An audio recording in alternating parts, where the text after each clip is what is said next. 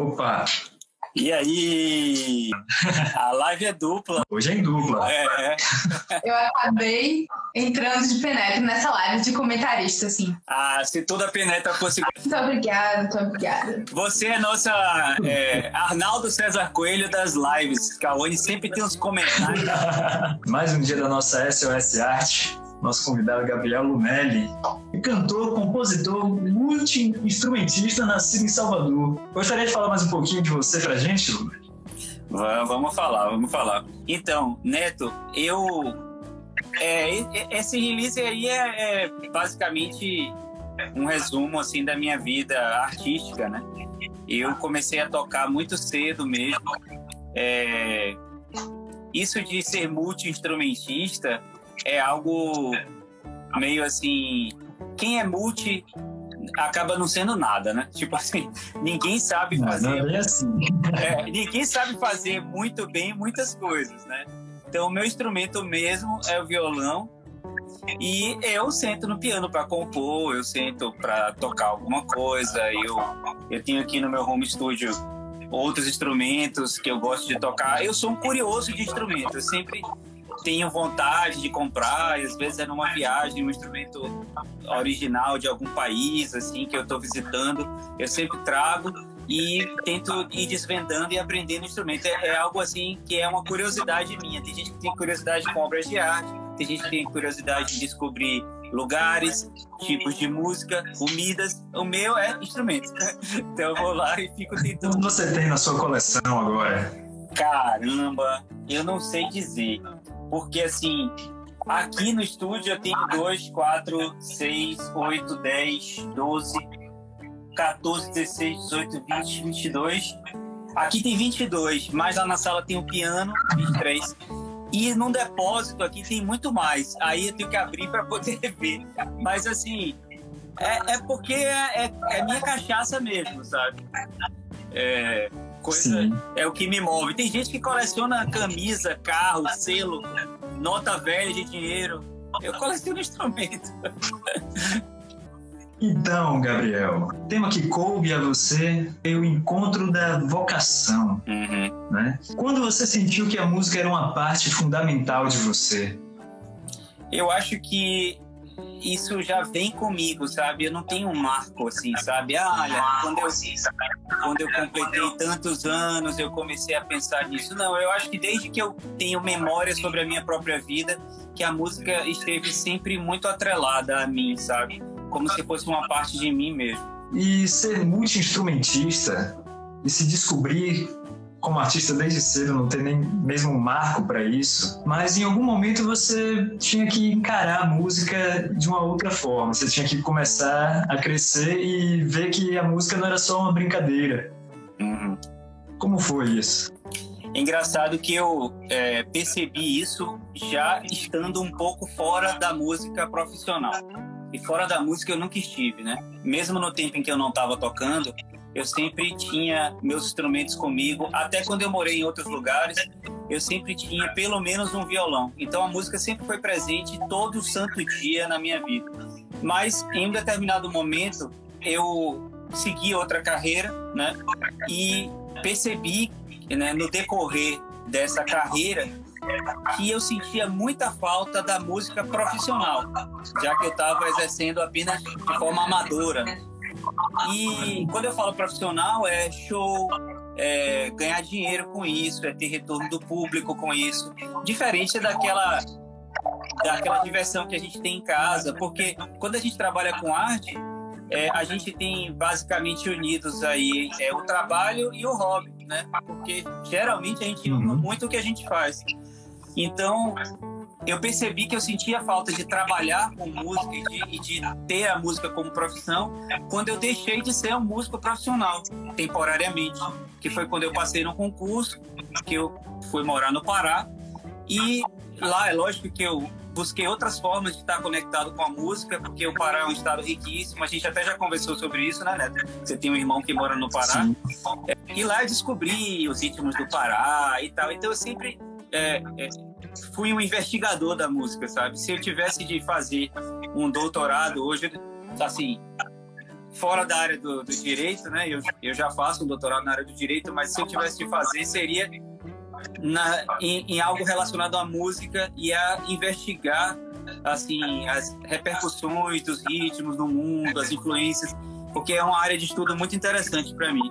Mas foi nesse momento em que eu percebi que eu não consigo não ser músico profissional, exercer isso como profissão. E aí eu tive o tempo de voltar para a Bahia. Depois eu fui para o Paraná, depois fui para Brasília, depois fui para o Maranhão. E aí voltei para a Bahia, mas ainda muito longe de Salvador. Eu morei em Barreiras. Depois de Barreiras eu fui para Eunápolis. E depois cheguei perto de Salvador, numa cidade que fica a 200 quilômetros, onde eu estou em exercício na minha profissão. E lá eu estou assim, muito em Salvador e pude me reconectar com as pessoas da música. E durante esse tempo todo eu fui me capacitando para voltar para esse mercado da música num novo marco desse mercado, né, que era a era digital. Enquanto eu tinha banda, que eu tocava na noite e que eu exercia profissionalmente a música, eu vivia num mercado que era o mercado das gravadoras ainda, um mercado que era quase 100% de shows, de turnês. E eu voltei num mercado onde tem muita gente que vive de música e vive só do digital. E quando não é isso, tem o digital como uma parte muito grande do seu trabalho. Então eu aproveitei... Mudou muito rápido. Mudou muito rápido, né? Não foi assim tão rápido, porque o que nós conhecemos hoje como esse mercado digital, na verdade, foi começando paulatinamente, através das trocas de arquivos, né? Com Napster, as pessoas tinham aqueles aplicativos, aqueles sites de intercâmbio de arquivos de música, né? Vários, né? E depois isso foi virando o streaming, né? Pela primeira vez foram fazendo uploads de música. Eu acho que quem fez isso primeiro foi o YouTube, né? Apesar de ser uma plataforma de vídeo, muita gente começou a escutar música de streaming no YouTube, ignorando os vídeos. Então a pessoa deixava a tela aberta lá e ficava escutando música e não assistia o vídeo. Então eu acho que isso foi o início de um mercado de streaming, né? E depois vieram as plataformas de streaming, né? Que é a mais famosa e maior, Spotify. É interessante você falar dessa parte da profissão, porque convenhamos que a arte, a gente não pensa em viver de arte, viver profissionalmente de uma forma gananciosa, por assim dizer. Tanto que eu creio que foi a sua visão. A gente receber pela nossa arte, ela é muito prazerosa, uma coisa muito prazerosa. A gente se sente recompensado porque realmente temos orgulho. É diferente de simplesmente querer enriquecer muito com isso. Você usou até uma palavra certa, assim, né, ao meu modo de ver, a ambição, né? Ou a ganância como sendo algo ruim e a ambição, eu completando agora, como sendo algo bom. Eu sempre faço essa distinção. Porque todo mundo é ambicioso em determinado ponto e a ambição é algo positivo. Porque a ambição é o que faz você crescer a sua profissão. Todo mundo tem a ambição de ter um destaque na sua área. Ainda que você não queira estar no que a gente chama de mainstream, você, por exemplo, na sua área, você tem as pessoas que são do mainstream da sua área. Você pode optar por ser um cara que vai atuar num nicho específico e gostar daquilo. Na música a gente tem bastante, né? Meu sonho é fazer um tipo específico de indie music e ter um público fiel, ainda que não muito grande. Ok, mas isso não deixa de ser uma ambição. Você tem a ambição de ser relevante para aquele público, ainda que pequeno, específico, mas que vai amar o seu projeto. A ganância, por um outro lado, é você ter a ambição a um expoente máximo, aonde você, atropelando preceitos éticos, morais, regras de boas práticas, de convivência, você tenta passar por cima de tudo e visar o lucro acima de tudo, ter o retorno financeiro sem se importar tanto com a sua própria imagem, a sua própria história de vida. Então, é interessante ter essa distinção, porque às vezes quando a gente fala em ambição, a gente é meio que julgado, né? Fulano é uma pessoa ambiciosa demais. Concordo plenamente. Eu queria dar um oi. Opa, eu fiquei tanto tempo sem falar. Queria dar um oi para as pessoas aqui para ler. Letícia Silveira, um beijo. Beijo, Lê. Karina Meia, que entrou. Flávia Matos, Davi, cantor também, que tá aí. Muitos artistas assistindo a live. Essa série de lives não é apenas para músicos, é muito abrangente, né? A arte hoje em dia, então, segue muitos ramos. Você falou que acabou saindo um pouco profissionalmente da música. Você foi para direito, entrou bastante aí no lado jurídico também. E você encontrou alguma relação da música com essa nova paixão que é o direito? Na verdade, eu nem encaro o direito como uma paixão, sabe? A minha paixão mesmo é a música. O direito faz parte de minha vida porque em um determinado momento, eu acho que desde o colégio, né, quando tem aqueles testes vocacionais, todo mundo indicava, né, que você tem aptidão para a área do direito, né, aquela coisa.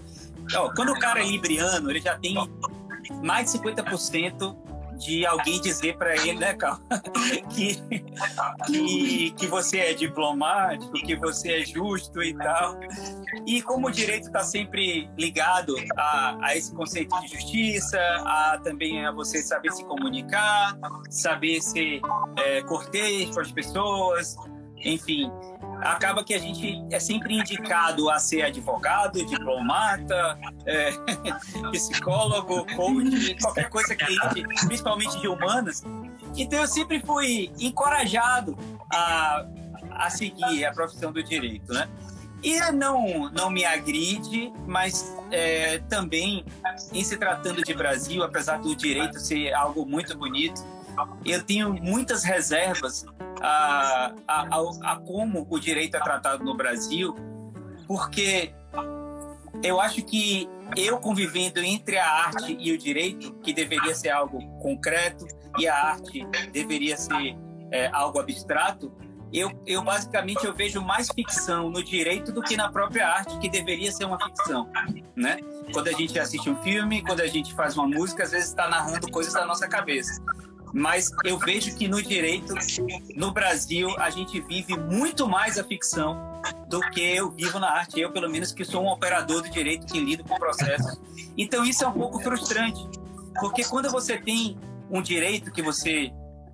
ou quando você acha que tem um direito e que você vai à justiça reivindicar esse direito, e que você espera 20 anos para que alguém diga para você que você teve direito, ou 30, ou que não diga para você, ou que diga para o seu filho ou para o seu neto, eu não acho que isso é um direito, sabe?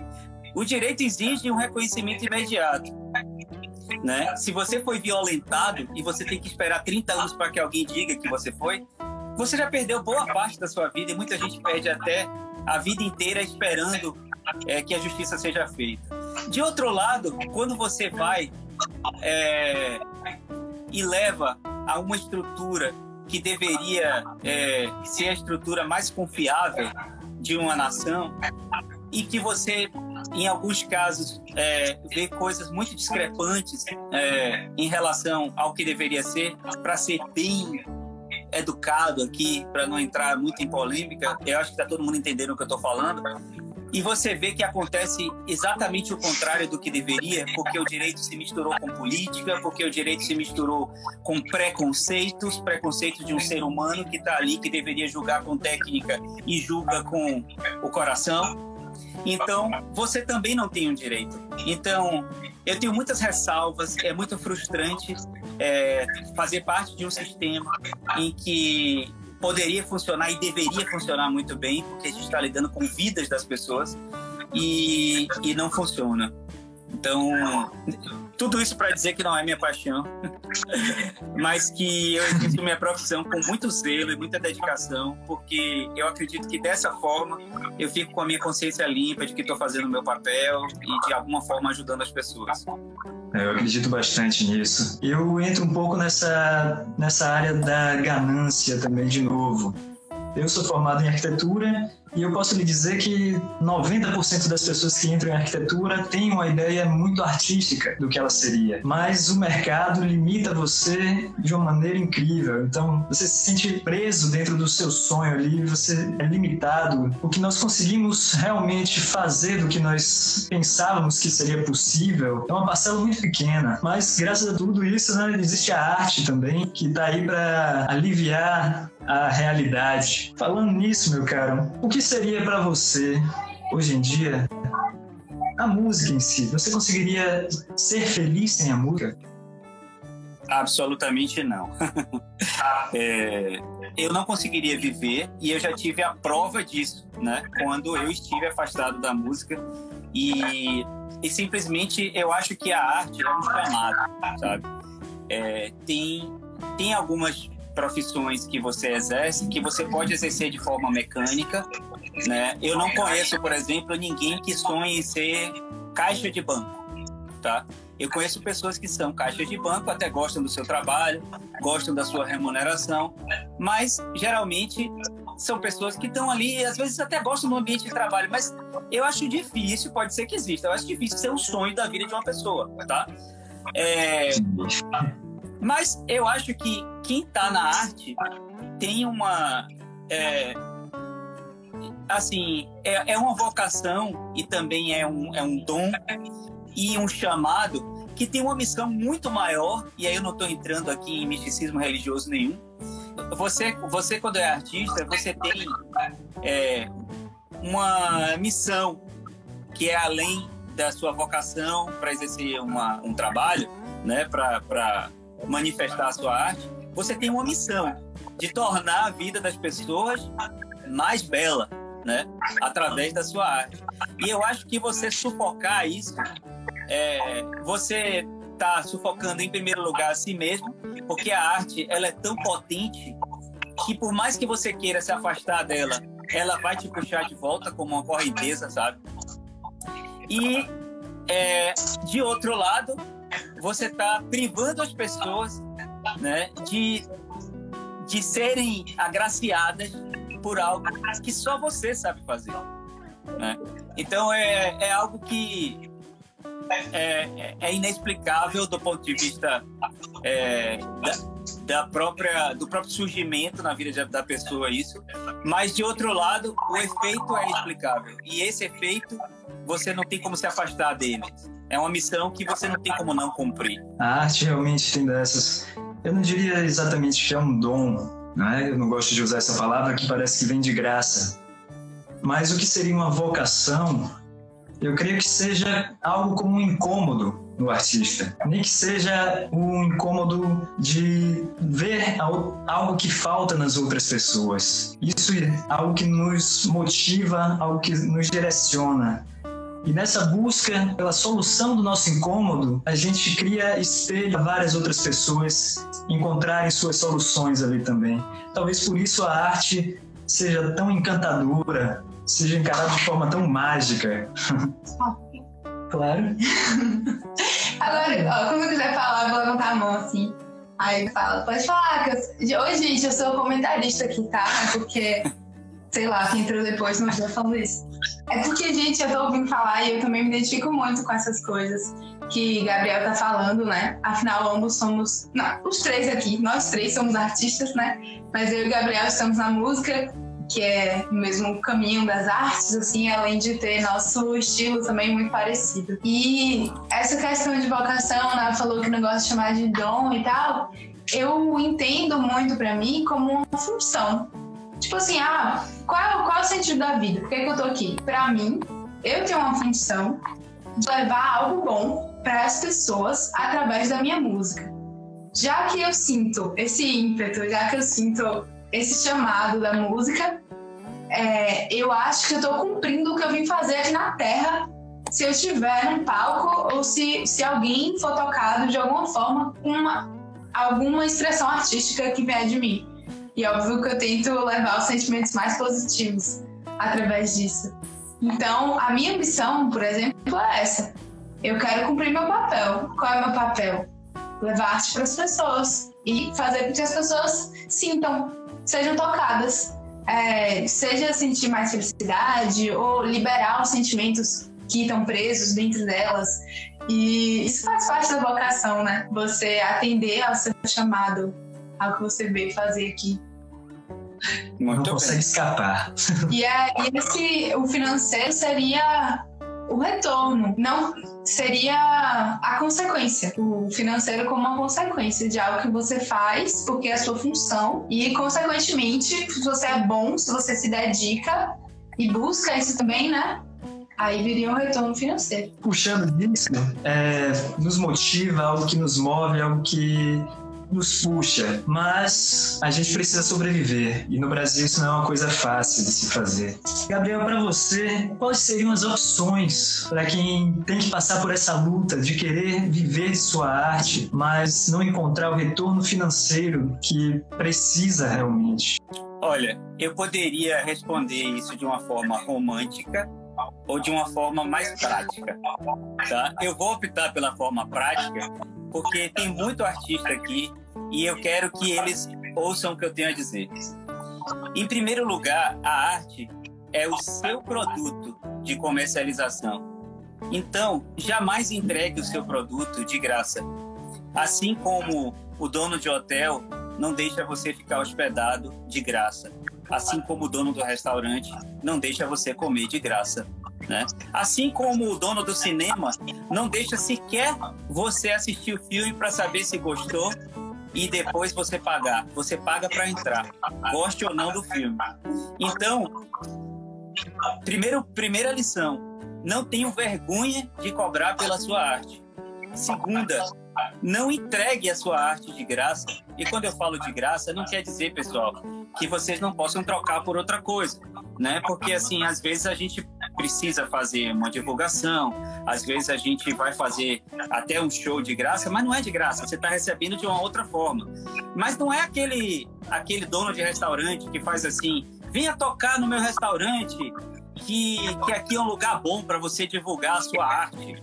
E se o pessoal gostar, no final eles te pagam. Ou então, nem isso, né? Show vitrine, como eles gostam de fazer. Ah, então tá. Então eu vou comer no seu restaurante, tá? Se eu gostar da sua comida, eu pago. Ou então não, melhor, eu não vou pagar, mas eu vou sair falando bem do seu restaurante para todo mundo e elogiar a sua comida. Alguém aceitaria? Não. Então, assim, a gente tem que parar de tratar a arte como algo gratuito. A gente está tendo na Câmara uma série de discussões sobre projetos de lei que estão sendo tocados a toque de caixa, em regime de urgência, não sei porquê, para isentar diversos organismos de pagar direitos autorais pelas músicas executadas. Um deles é o setor hoteleiro. E o setor hoteleiro diz: estamos em crise, porque fomos afetados pela pandemia e não podemos pagar direitos autorais pelas músicas que a gente executa aqui nos hotéis. Mas peraí, você é um hotel. Primeiro que música não é essencial para você. Se você não quer pagar pela música, não toque a música. Você não precisa de música, você precisa de cama, chuveiro, roupa de cama, café da manhã e o que mais você quiser colocar. Mas por que você quer tocar a música, que é um direito privado, né? Uma obra é um direito privado, é propriedade do artista. Você passaria, por exemplo, lá na galeria de Picasso, lá quando ele estava no auge da fama, e levaria um quadro dele? Da mesma forma, você não pode fazer isso com a música. A música é um direito privado, é a propriedade do artista. Se você quiser executar essa música, você tem que pagar por essa música. Assim sempre foi. E até então era. E eles estão querendo mudar. Eles estão querendo que prefeitura não pague, órgãos públicos não paguem. Então vamos lá, eu sou prefeito de uma cidade, eu vou fazer uma festa de São João, eu vou contratar luz, eu vou contratar palco, sonorização, segurança, banheiro químico, comida, tudo.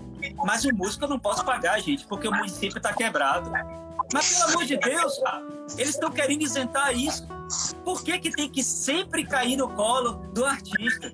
Você está entendendo? Nós não somos responsáveis pela crise e nós não somos essenciais ao ponto de vista de que as pessoas conseguem viver sem escutar uma música, porque não é comida, não é oxigênio, né? Então, por que a gente tem que encarar sempre a música como algo gratuito? Então, primeira lição, a música é uma propriedade sua, a arte é uma propriedade sua, é privada e você tem que receber por isso.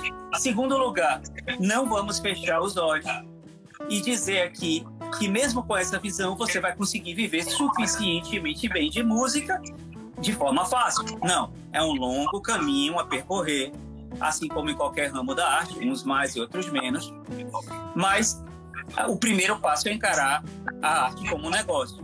O segundo passo é você ter inteligência para suspeitar de que esse retorno pode demorar a vir, ou pode mesmo não vir. E aí entra o seu plano B, né? Seu plano B é, já que eu estou na arte e que eu não sou bobo nem nada, e sei que pode demorar a ter algum resultado, e sei que a estrada é longa e que os boletos vencem todos os meses. Se eu não tenho uma estrutura familiar que possa me bancar, se eu não tenho uma herança, eu preciso ter uma outra fonte de renda. E isso aí é algo inteligente de sua parte, porque isso vai lhe permitir exercer a arte de uma forma menos ansiosa, porque é muito difícil você não saber se você vai ter dinheiro para pagar a escola do seu filho ou para pagar a conta de luz. Então, se você vive daquilo, tem que aparecer um show, tem que aparecer um convite para eu tocar em tal lugar, não sei se eu vou conseguir pagar as contas, você entra num estado psicológico que isso pode atrapalhar a sua própria arte e começa a se frustrar com a sua arte, e às vezes chuta o balde, passa 10 anos longe e depois descobre que não consegue e volta para querer. Do estágio 0, que você perdeu o timing, você volta, né, para a fase 1 do videogame. E a arte, ela é um videogame. Você tem que ir vencendo o chefão, passar de fase para ganhar mais relevância. Pegou like, pegou não sei o quê, pegou continue e vai em uma posição de relevância. A cada saída que você dá, ou a cada bug que você dá na sua cabeça por acreditar que não é aquilo que você vai fazer da vida e que depois você resolve voltar, você volta para a fase 1. Eu voltei para a fase 1 quando eu resolvi sair da música, ir para o direito e depois voltar para a música de forma profissional. Então eu sei muito bem o que é esse caminho. Agora, mas como eu posso ter 2 profissões? Eu tenho 2 profissões, me dedico muito às 2, e consigo equacionar, exercer com bastante zelo as 2. Ah, mas a minha arte exige muito de mim. É hora de você pensar numa renda passiva. Então, invista um tempo, talvez até fora da arte um pouco, para iniciar um caminho onde você possa ter uma renda passiva. E renda passiva, gente, não é dinheiro de preguiçoso, não. Porque assim, a gente tem uma visão religiosa de que o trabalho dignifica o homem. Ah, porque o suor do trabalho é que faz... Gente, a gente sua. Quem é rico mesmo no mundo tá na lancha lá enquanto você sua para dar dinheiro a ele. Então o trabalho não necessariamente é suor. O retorno financeiro não necessariamente vem do suor. Geralmente não vem de quem sua, tá? Então assim, você ter uma fonte de renda inteligente, né? Por exemplo, você, Neto, você tem uma aptidão para dar aulas sobre desenho, vamos supor. Por que você não monta um curso? Eu tô falando você como exemplo fictício, tá? Por que você, antes de começar a fazer exposições sobre a sua arte e ter um reconhecimento do mercado e começar a ser remunerado de forma justa pela sua arte, que isso leva um caminho grande, por que você não monta um curso, por exemplo, e começa a vender esse curso digital, ensinando pessoas a desenharem, por exemplo, ou a determinados tipos de desenho para um segmento profissional, e tem essa renda passiva porque aquele curso digital ali está sendo vendido, enquanto você está dormindo, tem gente comprando. E esse tempo que você gastou para preparar o curso... E esse tempo que você... Gente, isso aqui é Maria. Oi, Maria! Prazer, Maria. Faz coraçãozinho, vai. Faz? Não sei. Aí... E esse tempo que você investiu, sei lá, eu perdi 2 anos preparando o meu curso, ou eu perdi 2 anos construindo um village no lugar de praia, peguei todas as economias que eu tinha e fui atuar numa área que não tinha nada a ver comigo, mas hoje eu vivo desses villages que eu construí e eu alugo no Airbnb. Eu tô falando só coisas aqui, né, que a gente pode pensar enquanto renda passiva e que te possibilite ter uma tranquilidade para percorrer esse caminho da arte, né, e poder ter tempo para se dedicar à sua arte, entendeu? Hoje em dia temos possibilidades diversas, né? Com a internet, a globalização de tudo isso, é muito fácil você conseguir um serviço. Eu não digo que é fácil conseguir um dinheiro, mas o serviço é muito fácil. Seja você músico, desenhista, existem sites de freela que você pode ganhar em dólar hoje em dia. Você coloca lá o serviço, um jingle, você não vai estar fazendo o que você mais queria fazer com a sua música, mas você vai estar começando de alguma forma a receber por isso. E você não tem opções. Nem se afastar tanto da sua arte. Por exemplo, eu exerço uma profissão que tem conexão zero com a minha arte, tá? Mas assim, eu poderia, por exemplo, para um músico que esteja disputando o mercado, que queira ser relevante no mercado, ele pode dar aula de música, ele pode ser compositor e vender as suas composições para artistas do mainstream que pagam muito bem por isso. Ele pode ser um influencer, né? Ele pode ter um canal no YouTube sobre música e monetizar esse canal, né? Ter anunciantes nesse canal. Enfim, isso na música. Você citou outros exemplos da sua área, mas assim, você não precisa nem se afastar tanto, sabe? Até muitos artistas que sonham em ter um trabalho autoral relevante, às vezes eles têm a banda baile, que é aquela banda que faz muito show e consegue gerar dinheiro suficiente para sustentar a banda, sabe? São inúmeras possibilidades. E não vamos dizer que isso é fácil também, né? Porque seja construir uma reputação online com esforço. O Cauane quer falar. Porque vocês falam isso tudo, minha cabeça já foi lá, já voltou, já foi cá, já fiquei feliz, já fiquei com raiva, já fiquei triste, já fiquei, não sei por quê. Mas assim, eu penso muito nessa coisa de você falou, de algo além da arte para ajudar a sustentar a arte. Tipo assim, se a arte ainda não consegue se autossustentar e sustentar você, daí você procura outra coisa para sustentar, para você continuar poder fazer arte, continuar podendo fazer arte. E aí, para você ter também para investir na arte, né? Isso também é muito da minha visão, porque eu tenho 25 anos, que também não é uma criança, mas também não tenho filho, não sou casada, não tenho que sustentar uma casa, não sei. Então, o que eu busco de uma forma independente agora é minha arte sustentar a própria arte, e quando a arte não conseguir sustentar a própria arte, fazer alguma outra coisa, que até então tudo teve a ver com arte, tipo, quando eu estava dando aula de balé, para arrecadar fundos para investir mais ainda na arte, para estar sempre fazendo arte, porque também é uma forma de sobreviver. Na minha opinião, eu não consigo sobreviver sem arte, então eu preciso estar fazendo. Então, esse é o cenário ideal, né?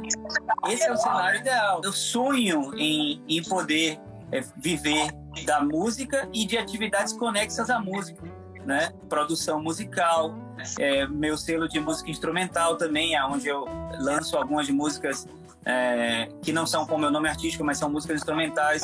Tudo isso é uma renda passiva para mim, e eu realmente gostaria muito de viver só, né, dessa energia da música. Então, assim, a minha mensagem que eu deixo, muito mais do que dizer assim, façam o que eu faço, não, assim, façam o que vocês têm que fazer, mas não pensem em desistir da arte.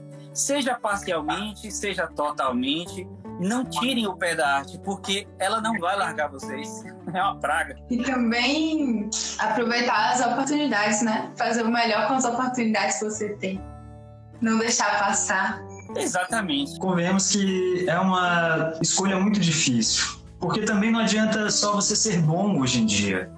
Você precisa de um esforço muito grande para ser reconhecido, ter uma exposição ou até ser bem visto independente da qualidade da sua música, você precisa já ter algum respaldo, digamos. E isso é preocupação de muitas famílias. Aí eu fico pensando, os jovens que não tiveram um apoio, não foram influenciados a isso, mas têm aquela paixão, aquela vontade de seguir a arte e aquela preocupação enorme que é passada pela família, pelos amigos, viver pela sociedade toda. Viver de quê? Como é que a gente contorna isso? Que conselho você poderia dar para eles? Bom, é por isso que eu optei por não dar a visão romântica, né? Eu falei isso, né? Porque aqui a gente tem pessoas que vivem da arte ou que pretendem viver da arte assistindo a gente. E eu gostaria de dar meu exemplo como uma experiência que para mim está dando certo, né? Mas é uma experiência única porque é minha experiência, né? Cada um tem o seu caminho e a sua estrada para percorrer. No meu caso,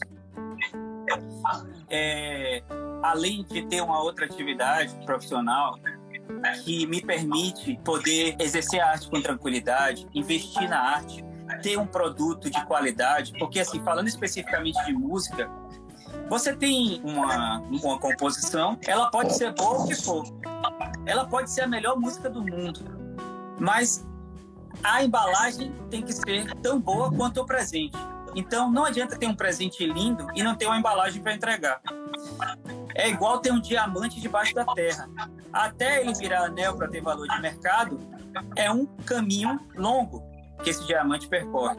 A música é dessa forma. Então, você tem que ter um planejamento da sua carreira, como você tem um planejamento para abrir um restaurante. Quando você vai abrir um negócio qualquer, você não vai no Sebrae, faz o estudo de mercado, vê quem é o seu público, vê quem são seus concorrentes, qual é a demanda daquele local. Tudo isso para subsidiar aquela sua decisão de para onde eu vou na minha arte. Veja bem, não é fazer algo que esteja na moda acreditando que vai dar certo. Em primeiro lugar, a decisão ou suas opções de decisão tem que todas te representar, né? Tem que ser parte da sua verdade. Então, eu, por exemplo, eu tenho influências de muitos tipos de música. Mas a minha decisão de fazer nova MPB levou em consideração a minha vocação para fazer esse tipo de música e o mercado da nova MPB. Então, é encarar a sua arte como um negócio, né? Um negócio muito prazeroso, muito verdadeiro, que vai alegrar as pessoas, vai transportar as pessoas para uma realidade diferente, para um momento de felicidade enquanto ela está consumindo aquela arte, mas que não deixa de ser um produto, como um shampoo, como uma comida de um restaurante. Então, fazer uma boa música é o primeiro passo para você numa carreira de músico, cantor e compositor, de trabalho autoral, poder ter uma relevância nesse segmento de mercado que você escolheu atuar. E quais são os outros passos? Infelizmente, os outros passos não têm relação com a música. É você estudar marketing, music business, anúncios no Facebook Ads, no Google Ads, estudar funcionamento das plataformas digitais, estudar algoritmo, métricas do Spotify. O que é que isso tem a ver com a música diretamente? Não tem nada, são atividades meio.